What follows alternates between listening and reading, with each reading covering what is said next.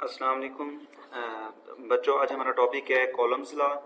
कल हमने जो टॉपिक पढ़ा था वो था कॉलम्स फोर्स, जिसमें हमने इलेक्ट्रोस्टैटिक फोर्स है या कॉलम्स फोर्स है, दोनों सेम फोर्सेस होती हैं, इसके बारे में मैंने आपको डिटेल से बताया था। तो आज जो कॉलम्स लॉ जो है वो एक्चुअल में कॉलम्स फोर्स के ऊपर कौन कौन से फैक्टर्स इफेक्टेड होते हैं ये उसको स्टडी करते हैं। तो इसको सबसे पहले कॉलम्स ने ही एक्सप्लेन किया था इस लॉ को कि कॉलम्स फोर्स पर कौन कौन से फैक्टर्स इफेक्टेड होते हैं, किन फैक्टर्स पर ये डिपेंड करता है। तो इन इन द ईयर्स 1786 में इसका जो है ना सन याद रखिएगा, एमसीक्यूज में पूछा जा सकता है। Columns deducted the expression for the force between two stationary point charges in vacuum और फ्री स्पेस। मैंने आपको पहले बताया था कि हमने जो चार्जेस को कंसीडर करना है, एक्चुअल में मैं दोबारा बता रहा हूँ, एक्चुअल में चार्जेस हमारे पास रेस्ट फॉर्म में एग्जिस्ट नहीं करते, हमेशा ये मोशन की फॉर्म में रहते हैं। तो हम कंसीडर करेंगे दो चार्जेस हैं, एक चार्ज हमारे पास Q1 है और सेकंड चार्ज हमारे पास Q2 है। तो इन दोनों के दरमियान फोर्स जो एग्जिस्ट करेगी वो हमारे पास कॉलम्स फोर्स होगी। और ये फोर्स किस किस चीज़ पर इफेक्टेड होगी, ये फोर्स दो चीज़ों पे डिपेंड करती है। आपने 10th क्लास में भी पढ़ा था Coulomb's, according to Coulomb's law the electrostatic force is directly proportional to the product of magnitude of 2 point charges and inversely proportional to the square of the distance between them. It means के हमारे पास दो charges हैं, जितना उनका magnitude high होगा उतनी उनके ऊपर अप्लाई होने वाली फोर्स हाई होगी। मैं इसकी एग्जांपल दूंगा आपको मैग्नेट से। अगर हम दो छोटे मैग्नेट ले लेते हैं, स्मॉल साइज के, अगर हम दो मैग्नेट लेते हैं तो उनके दरमियान जो कॉलम्स फोर्स एग्जिस्ट करेगी तो उसके फोर्स की क्वांटिटी कम होगी, लेस होगी एज कंपेयर टू दो लार्ज साइज के मैग्नेट्स के।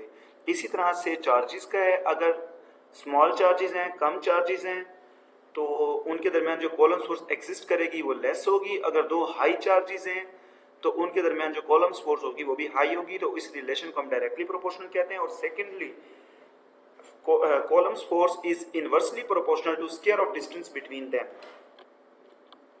यहाँ हमारे पास दो जो चार्जेस मौजूद हैं Q1 एंड Q2, इन दोनों के दरमियान डिस्टेंस है R।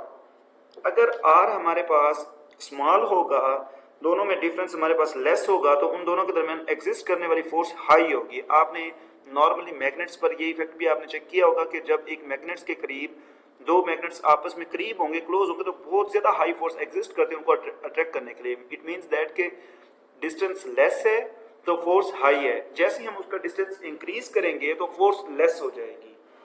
तो ये इस तरह से एक दूसरे के इनवर्सली प्रोपोर्शनल। और square time inversely proportional. Square time का क्या मतलब है? स्क्वायर टाइम का मतलब है बच्चों के हमारे पास डिस्टेंस मामूली सा चेंज होगा, थोड़ा सा चेंज होगा, थोड़ा सा इंक्रीज होगा, लेकिन जो फोर्स के अंदर चेंज आएगा वो बहुत ज्यादा आएगा।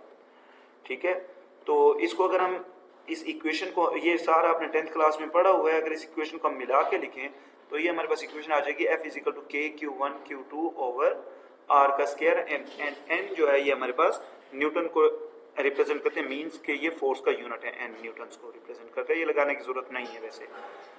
अच्छा, सेकंड हमारे पास the constant of proportionality K हमारे पास प्रोपोर्शनलिटी कांस्टेंट होता है और इसकी वैल्यू होती है 1/4 पाई एप्सिलॉन नॉट। ये जो आप साइन देख रहे हैं E टाइप, इसको हम एप्सिलॉन नॉट कहते हैं। ये एक्चुअल में दो चार्जेस के दरमियान जब फ्री स्पेस होगी तो हम उसको एप्सिलॉन नॉट से रिप्रेजेंट करते हैं। और फ्री स्पेस के अंदर इसकी वैल्यू होती है 8.84 क्रॉस 10⁻⁻12 कॉलम पर न्यूटन पर मीटर स्क्वायर, इसकी वैल्यू होती है। इसका यूनिट एक्चुअल में अपोजिट होता है K के यूनिट, क्योंकि K और एप्सिलॉन नॉट आपस में एक दूसरे के रेसिप्रोकल है। रेसिप्रोकल का क्या मतलब है? यानी एक ऊपर वैल्यू और दूसरी डाउन है। एक या इनवर्सली प्रोपोर्शनल भी आप कह सकते हैं। K और एप्सिलॉन नॉट एक दूसरे के इनवर्सली प्रोपोर्शनल है, एक दूसरे के अपोजिट हैं, एक दूसरे के रिवर्स हैं, मल्टीप्लिकेटिव इनवर्स है, तो लिहाजा इनके यूनिट भी एक दूसरे के इनवर्स ही होंगे। तो आपने देखा होगा K का जो यूनिट होता है वो होता है न्यूटन मीटर स्क्वायर पर कॉलम स्क्वायर, लेकिन इसमें उलट है, कॉलम स्क्वायर पर न्यूटन पर मीटर स्क्वायर। अच्छा, हम ना एप्सिलॉन नॉट की वैल्यू सब्स्टिट्यूट करते हैं K के अंदर। 1/4 पाई एप्सिलॉन नॉट के अंदर 4 ही आएगा, पाई की जगह पे 3.14 और एप्सिलॉन नॉट की जगह पे 8.84 क्रॉस 10⁻⁻12 जब सब्स्टिट्यूट करेंगे तो इसका जो रिजल्ट आएगा वो हमारे पास रिजल्ट आएगा 9 क्रॉस 10⁻⁹ न्यूटन मीटर स्क्वायर पर कॉलम स्क्वायर। ठीक है।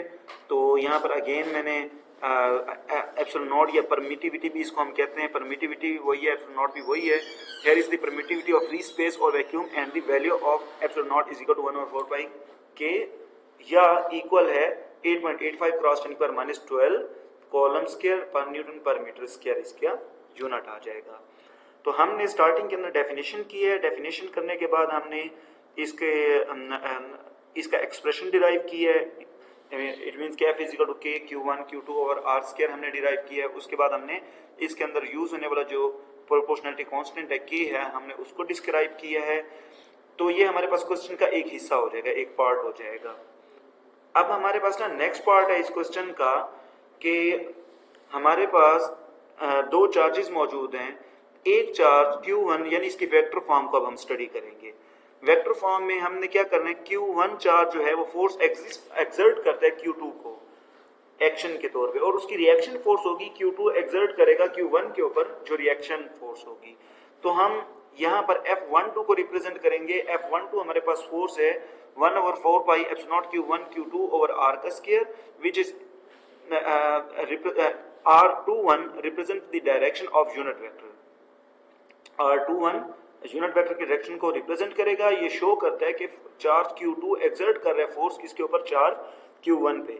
इस तरह से जो नीचे दी गई है हमारे पास इक्वेशन, उसमें हमारे पास F12 दिया गया, F12 is equal to 1/4 pi epsilon nought Q1 Q2 over R का स्क्वायर माइनस R12। माइनस का साइन यहाँ क्यों आया है, क्योंकि 21 और 12 दोनों का मैग्नीट्यूड सेम होगा। मैग्नीट्यूड तो यूनिट वेक्टर है, यूनिट वेक्टर का मैग्नीट्यूड 1 होता है, कोई भी यूनिट वेक्टर उसका मैग्नीट्यूड 1 होता है, लेकिन डायरेक्शन एक दूसरे के अपोजिट होगी। तो डायरेक्शन अपोजिट होगी तो R12 एंड R21 एक दूसरे का मैग्नीट्यूड इनका सेम होगा और नेगेटिव साइन शो करेगा, दोनों की डायरेक्शन अपोजिट। जब हम इसको F12 और F21 को दोनों को इक्वल करके हम सॉल्व करते हैं तो हमें पता चलता है दोनों फोर्सेस की डायरेक्शन भी एक दूसरे के अपोजिट होगी, जिससे हमें मालूम होता है F12 इज इक्वल टू होगा minus F21। Therefore the electrostatic force obeys Newton's third law, according to which action and reaction both are same in magnitude but opposite in direction. तो ये हमारे पास ना सेकंड पार्ट था जिसमें हम Newton's third law of motion को verify करते हैं कोलम्स लॉ से। कोलम्स लॉ जो एक्चुअल में ये इसके ना दो तरह से शॉर्ट बन सकते हैं। एक तो ये कह सकते हैं discuss the vector form of Coulomb's law, और secondly how Coulomb's law follows या obey the Newton's third law of motion.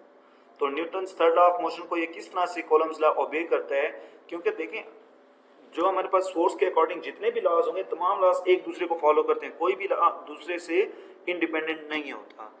तो Newton's third law of motion actually under observation आता है, वो भी वो कोलम्स लॉ भी उसी को ही फॉलो करता है, Newton's third law of motion को, ये उसको भी वेरीफाई करता है।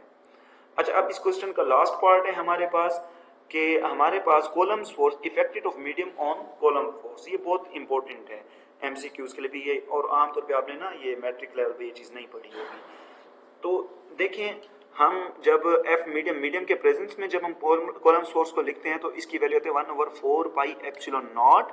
एप्सिलॉन नॉट के साथ हम एप्सिलॉन आर को भी रिप्रेजेंट करते हैं। एप्सिलॉन आर किस चीज़ को रिप्रेजेंट करते हैं, देखें जब दो चार्जेस मौजूद हैं उसके तरफ उन दो चार्जेस के दरमियान कुछ फ्री स्पेस होगा और कुछ जगह पर हम क्या रख देंगे, कोई मीडियम रख देते हैं, तो वहां पर फ्री स्पेस एप्सिलॉन नॉट भी आएगा और साथ एप्सिलॉन आर जो मीडियम के अंदर परमिटिविटी की वैल्यू को रिप्रेजेंट करता है।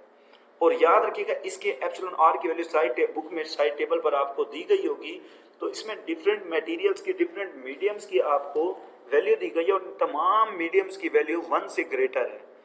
तो अगर हम इसको 1 एप्सिलॉन आर को बाहर कॉमन लें तो 1/एप्सिलॉन आर, तो अंदर जो वैल्यू बचेगी तमाम की तमाम वैल्यू, ये वाली तमाम value 1/4 pi epsilon nought Q1 Q2 over R का स्क्वायर, ये तमाम की तमाम हमारे पास बराबर होगी force, electrostatic force without any presence of any medium. Means के हमारे पास ये इलेक्ट्रोस्टैटिक फोर्स होगी फॉर वैक्यूम या फॉर एयर, क्योंकि वैक्यूम और एयर के लिए दोनों के लिए इसकी वैल्यू सेम होती है। तो हम यहाँ वैक्यूम भी लिख सकते हैं और एयर भी लिख सकते हैं। तो हमारे पास F medium is equal to आ जाएगा F air over epsilon naught, या एफ मीडियम हमारे पास एप्सिलॉन नॉट इस तरह से भी कह सकते हैं, epsilon not is equal to F air over F medium. तो बच्चों एक बात याद रखिएगा, in the presence of medium electrostatic force या कॉलम्स फोर्स हमेशा डिक्रीज होती है। डिक्रीज क्यों होती है? क्योंकि 1 से ग्रेटर वैल्यू एप्सिलॉन आर जो है इसकी वैल्यू हमेशा 1 से ग्रेटर होगी। तो जब 1 से ग्रेटर वैल्यू एफ एयर से डिवाइड होगी तो लाजमी तौर पर एफ मीडियम जो होगा जो वो एफ एयर की वैल्यू से लेस देन ही वैल्यू हमें प्रोवाइड करेगा। फॉर एग्जांपल एफ एयर हमारे पास है 10 न्यूटन है और एप्सिलॉन आर की वैल्यू है 2, तो 10 को 2 से डिवाइड करेंगे तो एफ मीडियम का जो आंसर निकलेगा वो 5 निकलेगा। तो मीडियम के आने से उसकी फोर्स क्या हो रही है? डिक्रीज हो रही है, हाफ हो रही है। तो मीडियम के आने से याद रखिएगा हमेशा फोर्स क्या होगी? डिक्रीज करेगी। ये कंसेप्ट आपने याद रखना है। तो ये हमारा कॉलम्स लॉ था आज का, ये हमारा टॉपिक था। आप लाजमी इसको प्रिपेयर करें, बहुत इंपॉर्टेंट टॉपिक है और ये इस बुक का सबसे पहला इंपॉर्टेंट लॉन्ग क्वेश्चन है। ठीक है बच्चों, बाकी कल इंशाल्लाह नेक्स्ट टॉपिक करेंगे। आप यही मेन आपका आज का टॉपिक है। ओके, अल्लाह हाफिज़।